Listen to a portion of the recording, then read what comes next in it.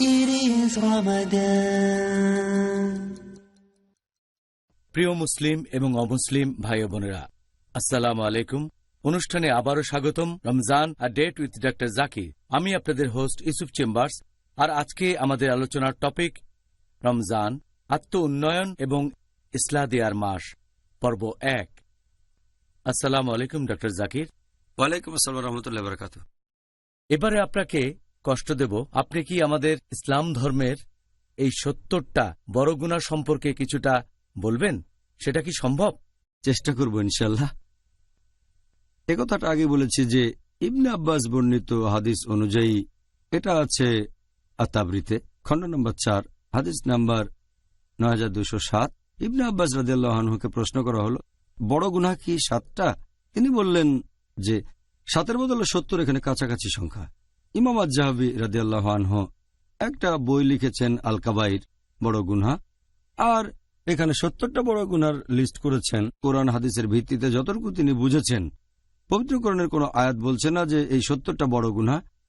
এমন কোনো সহিহ হাদিসও নেই যেখানে 70টা বড় গুনার কথা বলা হয়েছে। তবে ইমাম আয-যাহাবী রাদিয়াল্লাহু আনহু যতখানি বুঝেছেন সেভাবে তালিকাটা তৈরি করেছেন কোরআন হাদিসের ভিত্তিতে। 70টা বড় গুনাহ তিনি এটা যেভাবে বুঝেছেন। কিছু মানুষ এটা মানে, আবার কেউ মানে না, সেটা আলাদা ব্যাপার।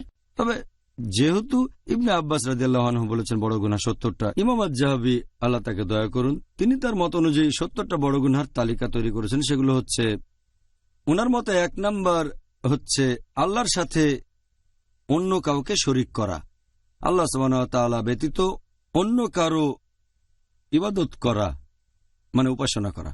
2 নাম্বার নরহত্যা। 3 নাম্বার হচ্ছে জাদুবিদ্যা প্র্যাকটিস করা, মানে ব্ল্যাক ম্যাজিক। 4 নাম্বার নামাজ না পড়া। 5 নাম্বার যে লোকের সম্পদ নিসাব লেভেলের উপর, সে যদি জাকাত না দিয়ে থাকে অথবা সম্পদ নিসাব লেভেলে। 6 নাম্বার উপযুক্ত কারণ ছাড়া কেউ যদি রমজান মাসে রোজা না থাকে। 7 নাম্বার যদি কোনো লোক হজ পালন না করে সামর্থ্য থাকা সত্ত্বেও, যদি আর্থিক সামর্থ্য থাকে, শারীরিক সামর্থ্য থাকে, তারপরে হজ পালন না করে থাকে, সেটা 7 নম্বর গুনাহ। 8 নম্বর বড় গুনাহ হলো বাবা মাকে অমান্য করা। 9 নম্বর আত্মীয় স্বজনকে ত্যাগ করা। 10 নম্বর বড় গুনাহ হচ্ছে ব্যভিচার ও অবাধ যৌনাচার। 11 নম্বর হচ্ছে হোমোসেক্স বা সমকামিতা। 12 নম্বর হচ্ছে রিবা নেয়া। রিবা নেয়া অথবা রিবা দেয়া অর্থাৎ ইন্টারেস্ট বা সুদ। যদি কেউ রিবা নেয় অথবা দেয়, এটা একটা বড় গুনাহ। 13 নম্বর অনৈতিকভাবে কোনো এতিমের সম্পদ গ্রাস করা। 14 নম্বর আল্লাহ তার রাসূলের নামে মিথ্যে কথা বলা। 15 নম্বর হচ্ছে শত্রুর দিকে পিঠ দেখানো বা যুদ্ধক্ষেত্র ছেড়ে পালিয়ে যাওয়া যদি শত্রুপক্ষ থাকে। 16 নম্বর হচ্ছে যে নেতা তার গোত্রের মানুষদের সাথে প্রতারণা বা অবিচার করে। 17 নম্বর হচ্ছে অহংকারী আর উদ্ধত হওয়া। 18 নম্বর মিথ্যে সাক্ষ্য দেয়া। 19 নম্বর হচ্ছে মাদকদ্রব্য গ্রহণ করা, যেমন ওয়াইন, অ্যালকোহল, মাদকদ্রব্য ইত্যাদি, যে কোনো খামার অর্থাৎ মাদকদ্রব্য। 20 নম্বর জুয়া খেলা। নাম্বার 21 হচ্ছে ধর্মপরায়ণ মহিলাকে অপবাদ দেয়া। 22 নম্বর হচ্ছে গনিমতের মাল থেকে কিছু চুরি করা। 23 নম্বর হলো চুরি করা। 24 নম্বর হচ্ছে রাস্তায় ডাকাতি। 25 নম্বর কোনো মিথ্যে শপথ নেয়া। 26 নম্বর হলো অত্যাচার করা। 27 নম্বর হচ্ছে অনৈতিক আয়। 28 নম্বর হচ্ছে অন্যায়ভাবে গ্রাস করা কোনো সম্পদ উপভোগ করা। 29 নম্বর হচ্ছে আত্মহত্যা। 30 নম্বর হচ্ছে বারবার মিথ্যে বলা। 31 নম্বর হচ্ছে ভুল বিচার করা। 32 নম্বর হচ্ছে ঘুষ দেয়া অথবা ঘুষ নেয়া। 33 নম্বর হচ্ছে কোনো মহিলা পুরুষকে নকল করছে বা কোনো পুরুষ মহিলাকে নকল করছে। 34 নম্বর হচ্ছে যদি একজন পুরুষ কোনো ব্যভিচারী স্ত্রীর স্বামী হয়ে থাকে। 35 নম্বর হচ্ছে তালাকপ্রাপ্ত কোনো মহিলাকে বিয়ে করা যাতে ওই মহিলার আগের স্বামী তাকে বিয়ে করতে পারে। 36 নম্বর হচ্ছে নিজের প্রসাবের ব্যাপারে সাবধান না থাকা, খেয়াল রাখবেন এটা যেন শরীরে কোথাও না পড়ে ইত্যাদি, নিজের প্রসাব সম্পর্কে সচেতন না থাকা। 37 নম্বর হচ্ছে জাহির করা, 38 নম্বর হচ্ছে ধর্মের ব্যাপারে জ্ঞান আহরণ করা ইহকালের কোনো উদ্দেশ্যে আর সেই জ্ঞান লুকিয়ে রাখা, 39 নম্বর হচ্ছে বিশ্বাসঘাতকতা, 40 নম্বর হচ্ছে সাহায্যের প্রতিদান না দেয়া, 41 নম্বর হচ্ছে আল্লাহর বিধান অস্বীকার করা, 42 নম্বর হচ্ছে অন্য কোনো মানুষের ব্যক্তিগত আলাপের কথাবার্তা শোনা, 43 নম্বর গল্প চালু করা, 40 নম্বর অভিশাপ দেয়া, 45 নম্বর কোনো চুক্তি ভঙ্গ করা, 46 নম্বর হচ্ছে হাত গণনা বা জ্যোতিষশাস্ত্রে বিশ্বাস করা, 47 নম্বর হচ্ছে যে মহিলা তার স্বামীর সাথে দুর্ব্যবহার করে থাকে, 48 নম্বর হচ্ছে মূর্তি তৈরি করা অথবা পেইন্টিং করা, 49 নম্বর বিলাপ করা অথবা নিজের জামাকাপড় ছিঁড়ে ফেলা বা এরকম কোনো কিছু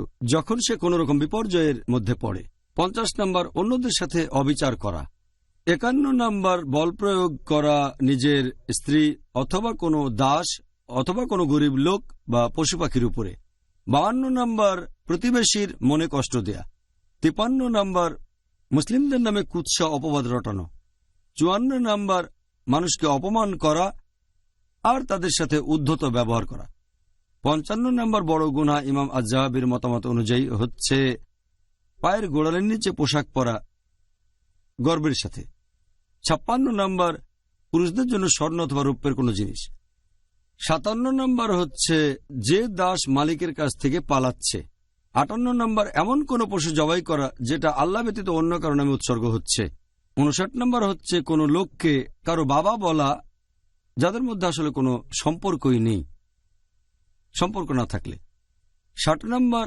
হচ্ছে উত্তেজিত হয়ে তর্ক আর যুক্তি দেখানো, 61 নম্বর হচ্ছে অতিরিক্ত পানি দখল করে রাখা, 62 নম্বর হচ্ছে ওজন আর আকারে একটু ছোট করা, 63 নম্বর হলো আল্লাহর প্ল্যানের বাইরে নিজেকে নিরাপদ ভাবা, 64 নম্বর আল্লাহর ন্যায়নিষ্ঠ বন্ধুগণের নামে অপবাদ দেয়া, 65 নম্বর হচ্ছে জামাতে নামাজ না পড়া, যুক্তিসঙ্গত কারণ ছাড়া একা একা নামাজ পড়া, 66 নম্বর হচ্ছে নিয়মিতভাবে জুমার নামাজ মিস করা কোন রকম যুক্তি ছাড়াই, 67 নম্বর উইলের মাধ্যমে ওয়ারিসের পাওয়া সম্পত্তি জবরদখল করা, 68 প্রতারণা আর ফন্দি করা, 69 মুসলিমদের বিরুদ্ধে শত্রুর হয়ে গুপ্তচরের কাজ করা, আর 70 নম্বর বড় গুনাহ সেটা হচ্ছে যে নবীর সাহাবীগণের নামে অপবাদ আর কুৎসা রটানো। তাহলে এই হচ্ছে 70টা বড় গুনাহ যেগুলো তালিকা করেছেন ইমাম আজ-যাহাবী তার লেখা বই আল কাবাইর, তার মানে বড় গুনাহ। এটার ভিত্তিতে যে হাদিস সেটার বর্ণনা দিয়েছেন ইবনে আব্বাস রাদিয়াল্লাহু আনহু যে বড় গুনাহ 70টা। এই তালিকাটা উনি বলেছেন, যেখানে কোরআন এবং হাদিসের ব্যাখ্যা করেছেন তিনি। কিছু বিশেষজ্ঞ এটার সাথে একমত যে বড় গুনাহ কি মোট 70টা নাকি 17টা নাকি 35 নাকি 70। অনেক বিশেষজ্ঞ এটার সাথে একমত নন যে কিছু কাজ বড় গুনাহ না হওয়া উচিত, ছোট গুনাহ। অনেকে বলেন এটা হয়তো কোনো গুনাহই না, বিশেষজ্ঞগণ একমত না। তবে সামগ্রিকভাবে ইমাম আজ-যাহাবী মাশাআল্লাহ, আল্লাহ তাকে শান্তিতে রাখুন, বিখ্যাত বিশেষজ্ঞ, তিনি বড় গুনাহর এই তালিকাটা তৈরি করেছেন। তবে এটা নিয়ে মতভেদ আছে। জাযাকাল্লাহ খায়ের ডক্টর জাকির, আপনি পরীক্ষায় 100-এর মধ্যে 95 পেয়েছেন। ডক্টর জাকির, আমাদের দর্শকরা এতক্ষণ আপনার মুখে 70টা বড় গুনাহের কথা শুনলেন। এখন এটা কি বলবেন যে একজন কি পুরস্কার পেতে পারে যদি এই গুরুতর পাপগুলো থেকে বিরত থাকে সারা জীবন ধরে? আল্লাহ পবিত্র কোরআনে বলেছেন, সূরা নিসা অধ্যায় নম্বর 4 আয়াত নম্বর 31, যে যদি তোমাদেরকে যা নিষিদ্ধ করা হয়েছে তার মধ্যে যা গুরুতর সেগুলো থেকে বিরত থাকো, তাহলে আল্লাহ সুবহানাহু ওয়া তাআলা তোমাদের লঘুতর পাপগুলো মোচন করে দেবেন এবং সম্মানজনক স্থানে তোমাদের দাখিল করবেন। তার মানে যদি বড় গুনাহ থেকে বিরত থাকেন, আল্লাহ সুবহানাহু ওয়া তাআলা আপনার ছোট ছোট পাপগুলো সব মুছে দেবেন। তার মানে আপনাকে বেহেশতে জায়গা দেবেন। আল্লাহ এটা আবার বলেছেন সূরা শুরা অধ্যায় নম্বর 42 আয়াত নম্বর 37। আল্লাহ বলেছেন যে যদি তোমরা বিরত থাকো গুরুতর পাপ ও অশ্লীল কাজ থেকে, এবং তারা যখন কারো উপর রেগে যায় কিন্তু তারপরও ক্ষমা করে, এখানে বলা হচ্ছে তাদের কথা যারা বেহেশতে যাবেন।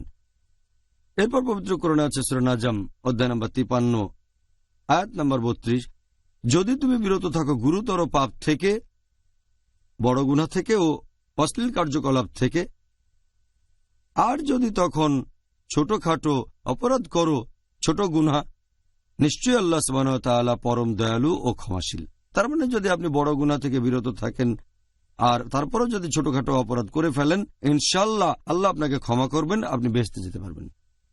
একটা হাদিস মুহাম্মদ সাল্লাল্লাহু আলাইহি ওয়াসাল্লামের, এটা আছে সহিহ মুসলিমে খণ্ড নম্বর 1 হাদিস নম্বর 450, বলা হয়েছে যে দিনের 5 ওয়াক্ত নামাজ আর এক শুক্রবারের নামাজ থেকে পরের শুক্রবারের নামাজ আর এক রমজান থেকে পরের রমজান, এ সময় আপনি পাপ থেকে মুক্ত হতে পারেন যদি এই সময় কোনো গুরুতর পাপ না করেন। তার মানে যদি বড় গুনাহ থেকে বিরত থাকেন আর দিনে 5 ওয়াক্ত নামাজ পড়লেন, এক শুক্রবার থেকে পরের শুক্রবারের নামাজ, এক রমজান থেকে পরের রমজান, আপনার সব গুনাহ ক্ষমা করা হবে যদি আপনি বড় গুনাহ থেকে বিরত থাকেন। যদি বড় গুনাহ থেকে বিরত থাকেন, ইনশাআল্লাহ আপনি বেহেশতে যেতে পারবেন। মাশাআল্লাহ, তাহলে তো বিরত থাকার ভালো কারণ পাওয়া গেল। এখন আমাদের অনুষ্ঠানের বাকি সময়টাতে আর পরের পর্বগুলোতেও ইনশাআল্লাহ আমরা চেষ্টা করব কিছু গুরুতর পাপ নিয়ে আলোচনা করতে। যদিও 70টার সবগুলো আলোচনা করার সময় আমরা এখানে পাব না, আরও চেষ্টা করব এই পাপগুলো থেকে বিরত থাকার কিছু পথ বাতলে দিতে। প্রিয় ভাই বোনেরা, ইনশাআল্লাহ আবার দেখা হবে ছোট্ট একটা বিরতির পর। It is Ramadan.